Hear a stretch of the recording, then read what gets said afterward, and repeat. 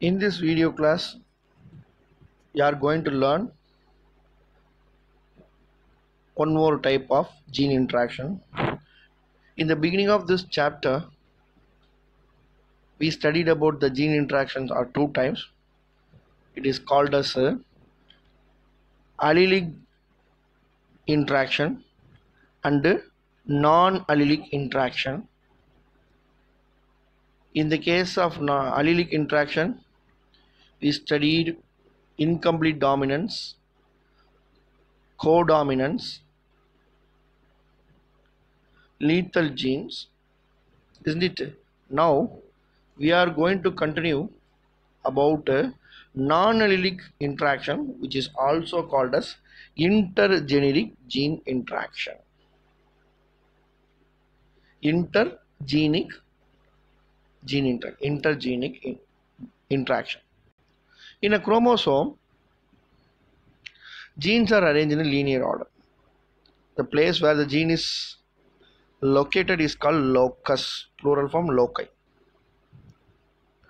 The pair of alleles which are present in the same locus of a chromosome or may be found in different chromosomes where their interaction will be studied. Interlocus interaction takes place between the alleles at different loci. Interlocus interaction between the two locus. The interactions takes place between the alleles at different loci, namely between the alleles of different genes. It is not takes place within the gene alleles of a gene. It is takes place between the alleles of different gene. So different genes, that means it may be present in same chromosome in different loci or different chromosome in various locus. So alleles of different genes, when they interact, which is called as intergenic gene interaction. In the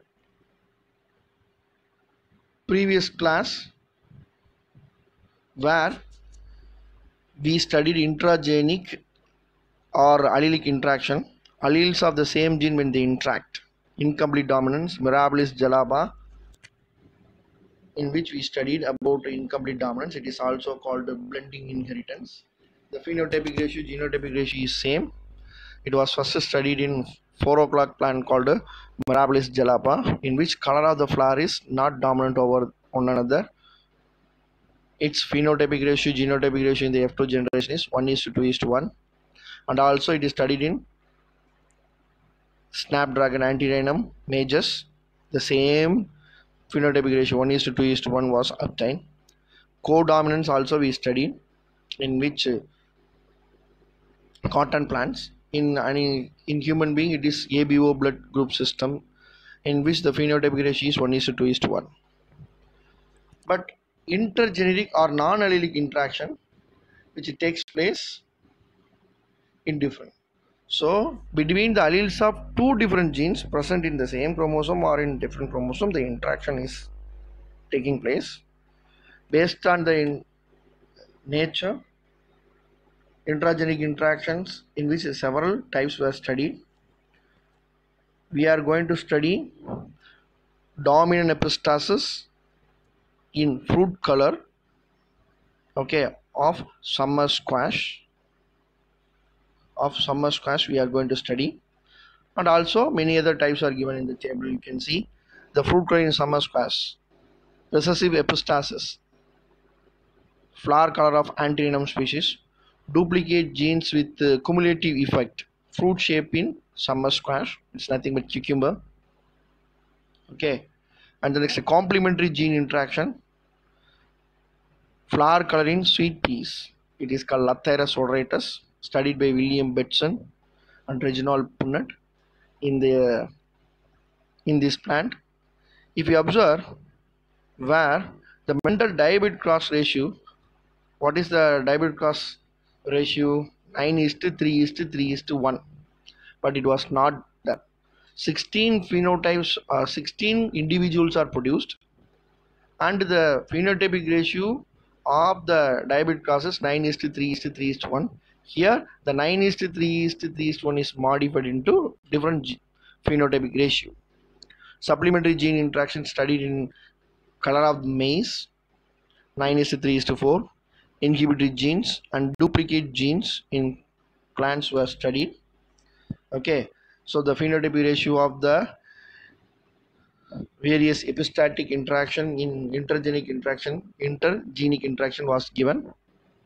So what is the benefit? You can understand how the alleles present in the different loci of the different genes are interacting with one another, how they are changing the phenotype or how they are affecting the phenotype of an organism, and how it changes the phenotypic ratio of the mental diabetic cross. That we are going to study in detail. Okay, children. Now continue intergenic interaction. Intergenic interaction, it includes dominant epistasis, recessive epistasis, duplicate genes with the cumulative effect. First we are going to see dominant epistasis. In dominant epistasis, where one gene which masks or inhibit the effect of another gene. You know what is called dominancy. Mendel, when he conduct monotypic class, he chose one pair of contrasting character at time. When he cross a single trait, a single gene which controls a character, it has two alternative or distinct traits. A character which have two distinct traits, namely stem height in which tall and dwarf. What was the F1 generation shows? All were tall. So the tall character is called a dominant character, and the character which is masked is called a recessive. Dwarf is recessive, that we know. So the alleles for the darkness called small t, when they are in homozygous condition, it produces dwarf. If they are in heterozygous condition with the dominant gene, that is capital T, small t, dwarf character will not be produced, because the dominant allele capital T will inhibit or mask the effect of dwarf. When the F1 generation is crossed by self-fertilization, it produces both the parental phenotype, that is called tall and dwarf, in F2 generation as 3:1 ratio, that we knew thoroughly. But here if you observe, dominant gene and recessive gene is there. Apart from that, due to the presence of an epistatic gene which control the effect of other gene. So due to the presence of epistasis condition, one gene which mask or inhibit the effect of another gene. This epistatic gene found in different loci of different gene. So interaction between the alleles of two different gene is called what? Intergenic interaction. Let us start the definition. Dominant epistasis. It is a gene interaction in which two alleles of a gene at one locus interfere and suppress the mask of the phenotype expressed of a different pair of alleles of another gene at another locus. Very simple. One gene which have a pair of allele found in one locus, another different gene found in another locus, in different locus, having alleles. So alleles of one gene found in the one loci which suppress or mask the phenotypic expression of different pair of alleles of another gene at another locus is called a dominant epistasis. In this case, the gene which is suppressed at another locus is called epistatic gene. So one locus, a pair of allele, belongs to a gene which affects or suppresses the phenotypic expression of different pair of alleles of another gene that found in another locus. So the gene which suppresses the effect of another gene is called epistatic gene, and the condition is called epistasis. So the gene that suppresses or masks the phenotypic expression of another gene which found in another locus. So gene that suppress or mask the phenotypic expression of another gene in a locus is called epistatic. This gene, the gene whose expression is interfered by non-allelic genes which prevent the exhibition of their character is called hypostatic character. Simply, if you say the gene which suppresses the phenotypic effect of another gene which is found in a locus is called epistatic gene. The gene which was suppressed and its phenotypic character was suppressed, the suppressed gene is known as hypostatic gene.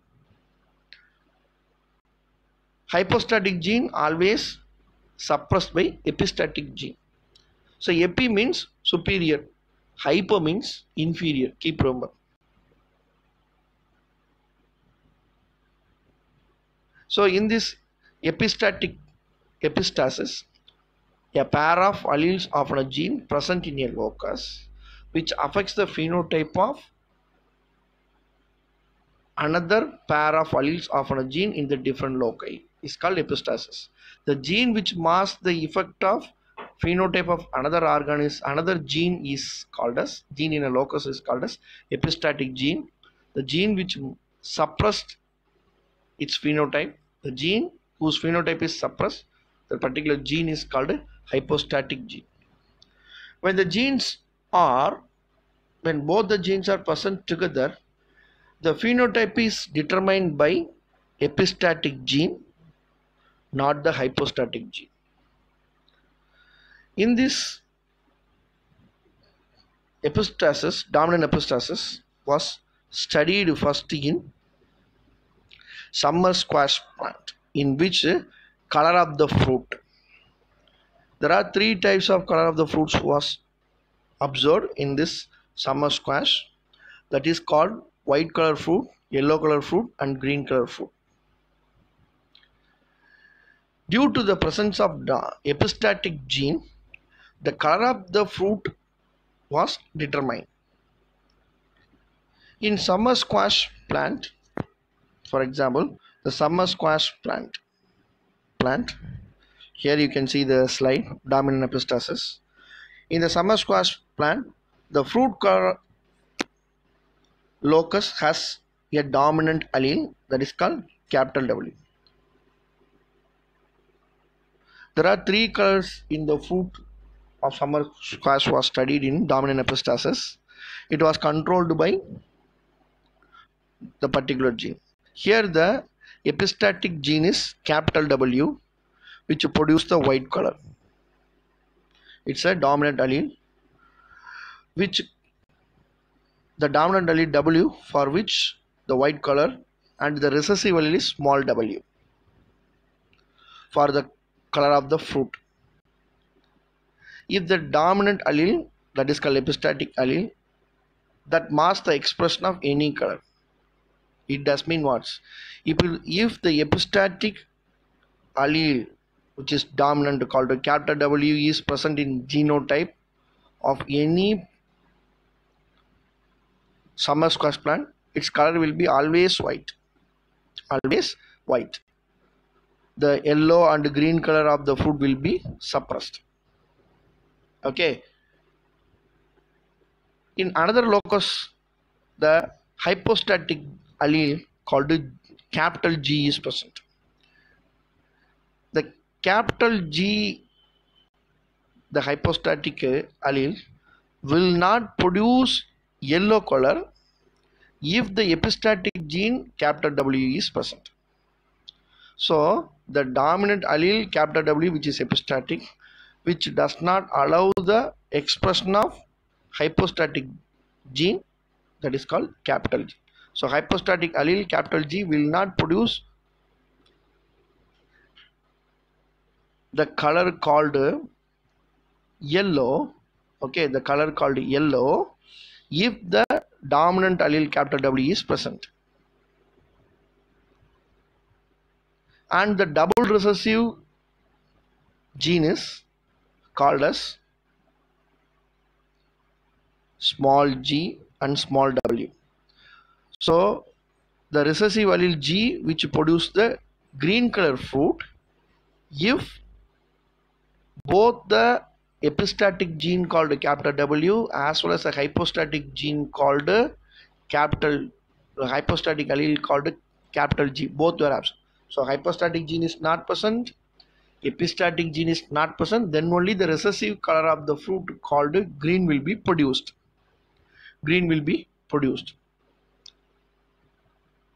So in the first locus, white color is dominant to the color, whereas the second locus, yellow color is dominant to the green. When the white fruit with the genotype of W, small g is crossed with the yellow fruit of small w with the G, all F1 generation fruits color will be what? F1 generation in which the heterozygous, the fruit color of white will be produced. So you can see the cross. You can see the cross. The cross in which you can observe W, small g. The cross between the two parents. One parent which produce the white fruit, its genotype is W, small g, and yellow color fruit which produced by small w, G. The dominant allele W is called epistatic gene, okay, and the hypostatic allele is called G. If both are not present, keep remember children, if both the epistatic gene and the hypostatic gene is not present, in the recessive state, the color of the fruit will be what? Green. So the first locus in the chromosome, color for the white dominant allele is present, that is called W. The second locus, the color for the yellow color fruit called hypostatic allele G is present. In another locus where the white color fruit producing, the green color fruit producing recessive gene is present. So if the F1 generation, when the parents of white color fruit and yellow color fruit with the genotype of W, small g, and small w, G, when it is crossed, the F1 generation all were white color fruit. You may ask question, sir, W, its genotype if you observe, W, small w, G, small g is there. Both the hypostatic gene is there, epistatic gene is there. Why the white color fruit alone produce, sir? Keep remember, to produce the white color in fruit, in summer squash, the dominant allele called W, only one is enough. So only one dominant allele W is present.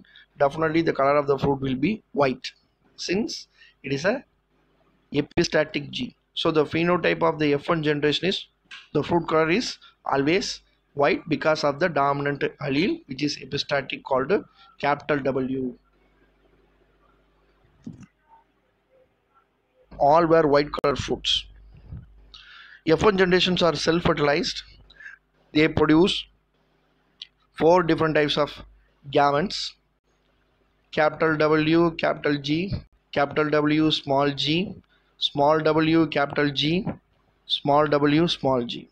Keep remember epistatic gene is capital W. If one capital W is there, the fruit color will be always white because it masks the effect of yellow color as well as the green color of the fruit. If capital W is absent, the hypostatic gene or the hypostatic allele capital G is present. Due to the absence of epistatic gene capital W and the hypostatic allele called capital G is present, the color of the fruit will be yellow. It won't be green. Third condition, if both the epistatic gene or epistatic allele called capital W and hypostatic allele called capital G both are absent, in the double recessive condition, the color of the fruit will be green. Its genotype is small w, small w, small g, small g. Now you see the checkerboard. In this checkerboard, where it is very clear, F2 generation are produced in the phenotypic ratio of 12:3:1, where white color fruits are 12, yellow color fruits are 3. The double recessive fruit color of the summer squash green is appeared as 1. It is the modified genotype, modified phenotypic ratio of mental diabetic class called 9:3:3:1. So in this checkerboard, if you observe, wherever you see white color of the fruit, in which at least one dominant allele called capital W will be there. Either one allele or two allele is present, definitely the color of the fruit will be white. So you can see 12 white color fruits in phenotype. And the condition number 2, as I told, the color of the fruit is, if it is yellow, definitely epistatic gene called capital W will not be there. So if you see the yellow color fruit in this genotype, capital W gene is not there. Instead, hypostatic gene called capital G is present. So if at least one capital G is present, in the absence of epistatic gene, the color of the fruit will be yellow. In the case of green, both the epistatic and hypostatic gene is absent. So in the double recessive state, small w and small g which produce the green color fruit. So the phenotypic ratio of the dominant epistasis is 9:3:1. 9:3:1. Okay, children. Now see the condition. Page number 45 in your book. Since the W is epistatic to alleles of capital G and alleles of small g, white, which is dominant, masks the effect of yellow or green. The homozygous recessive of small w genotypes only can give color fruits 4/16 out of 16. Double recessive small w, small g will give the green fruit 1/16. The plant which having only capital G, the genotype will be either small w, capital G, small g, or small w, capital G, which give the yellow color. So what was the change? You can observe the color of the fruits which appeared in the F2 generation. They produce the phenotypic ratio as 12 white, 3 yellow and 1 green. Here the epistatic gene is capital W. Either in the homozygous condition or in the heterozygous condition, it produces only white color in the fruit. In hypostatic gene, yellow color will be produced due to the presence of capital G and the absence of the epistatic gene capital W. In the double recessive cases, small w, small g will produce the green color, instead the white and yellow. May hope that you are followed the explanation for the dominant epistasis. Go through carefully, children. It's very important. The phenotypic ratio can be asked in one word question. The definition can be asked as dominant epistasis as 2 mark question.